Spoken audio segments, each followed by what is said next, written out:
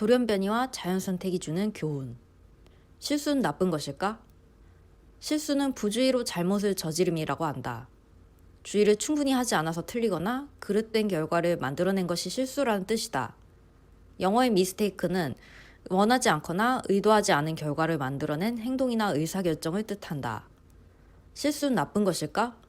한국어 사전에는 잘못을 저지름이라고 하여 나쁜 것으로 간주하고 있다. 캠브리지 영어 사전에는 의도하지 않은 결과로 정의하고 있다. 의도하지 않은 결과는 반드시 나쁜 것은 아니다. 사전의 뜻을 기술한 사람의 의도를 알 수는 없지만 실수의 의미는 영어 사전의 표현이 보다 정확한 것으로 생각된다. 실수로 만들어진 음식들. 삼겹살을 얇게 썰어서 구워 먹는 음식 대패 삼겹살은 백종원의 실수가 계기가 되어 개발되었다고 한다. 백종원은 고기를 썰기 위한 기계를 사러 갔는데 실수로 햄을 써는 기계를 샀다. 삼겹살을 이 기계에 넣자 의도하지 않은 모습으로 삼겹살이 썰어져 나왔다. 마치 대패밥처럼 생겼기 때문에 대패 삼겹살이라는 이름을 얻게 되었다. 1853년 뉴욕의 사라토가 스프링스에 있는 한 식당에는 조지 크럼이라는 요리사가 일하고 있었다. 철도왕이라고 불리던 코넬리어스 벤더빌트는 감자칩의 두께가 너무 두껍다고 불평했다.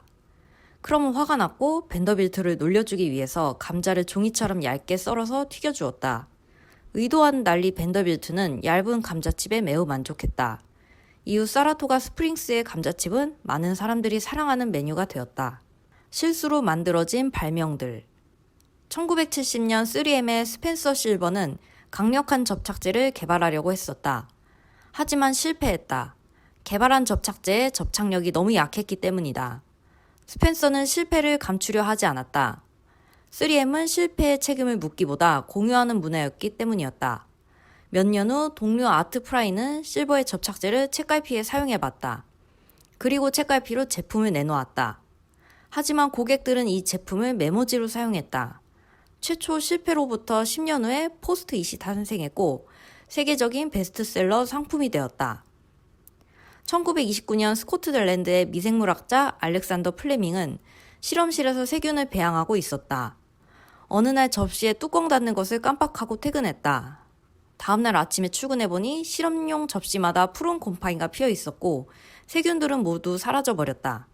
처음엔 낙담했지만 플레밍은 푸른 곰팡이로부터 페니실린을 발명했다. 플레밍은 나의 발명은 위대한 실수가 가져다준 축복이었다라고 말하기도 했다. 생명의 진화, 돌연변이와 자연선택. 진화는 생물이 환경에 보다 적합한 모습으로 발전해가는 과정이다. 생물이 살아가는 환경은 변화한다. 생물이 환경 변화에 맞게 바뀌지 않으면 도태되고 말 것이다. 생물의 특성은 DNA에 보관된 게놈에 따라 결정된다. 게놈은 부모로부터 물려받는다. 유전 정보의 전달 과정이 완벽하다면 변화는 발생하지 않는다. 생물학자들에 의하면 유전 정보의 전달 과정에서 오류가 발생할 확률은 100만 분의 1 이하라고 한다. 하지만 완전한 것은 아니다. 유전 정보의 전달 과정에서 실수가 발생하면 조상의 형질과 다른 특성을 갖게 된다. 돌연변이가 생기는 것이다. 돌연변이로 얻은 특성은 실패할 확률이 더 크다. 이미 존재하는 생명체는 기존 환경에 적합한 형태이기 때문이다. 하지만 환경이 변화했다면 이야기가 달라진다. 새로운 환경에서는 돌연변이의 특성을 갖고 있는 생명체가 살아남기에 더 유리할 수 있다. 환경 변화에 적응하기 위해서는 돌연변이가 필수 불가결이다. 그리고 돌연변이는 유전 정보 전달 과정에서 실수가 발생할 수 있기 때문에 가능하다. 모든 돌연변이가 살아남는 것은 아니다. 여러 가지 돌연변이들 중에서 새로운 환경에 가장 잘 적응하는 돌연변이가 생태계에서 우위를 차지하게 되고 결국 살아남아서 번창한다. 생태계에 적합한 돌연변이가 살아남게 되는 것을 자연선택이라고 한다. 돌연변이와 자연선택이 진화에 기여하기 위해서는 다음 조건을 충족시켜야 한다. 1. 돌연변이가 꽤 빈번하게 발생해야 한다. 2. 돌연변이는 이로운 영향을 주어야 한다. 3. 돌연변이는 유전되어야 한다. 4. 새로운 정보가 추가되어야 한다. 5. 돌연변이는 한 세대 안에서 일어나야 한다. 기업의 진화, 디자인 싱킹과 애자일. 기업의 진화 메커니즘은 생명의 진화에서 배울 점이 많다. 비즈니스 모델과 서비스의 변화가 없다면 생명 주기가 짧을 수밖에 없다. 한때 존경받던 기업인 애플도 스마트폰이 포화된 생태계에 적합한 비즈니스 모델을 만들어내야만 현재의 기업 가치를 유지 또는 증대시킬 수 있다. 기업의 돌연변이는 새로운 시도를 하는 것이다. 새로운 시도를 찾아내기 위한 방법은 디자인 싱킹이다. 시도는 자주 그리고 빠르게 수행되어야 한다. 모든 시도가 성공하기를 기대할 수는 없다. 환경과 가장 잘 맞는 시도를 반복할 수 있다면 기업은 진화하게 된다. 보다 많은 시도를 하는 것과 어떤 시도가 가치가 있는가를 판단하는 것은 애자일을 적용하는 것이다.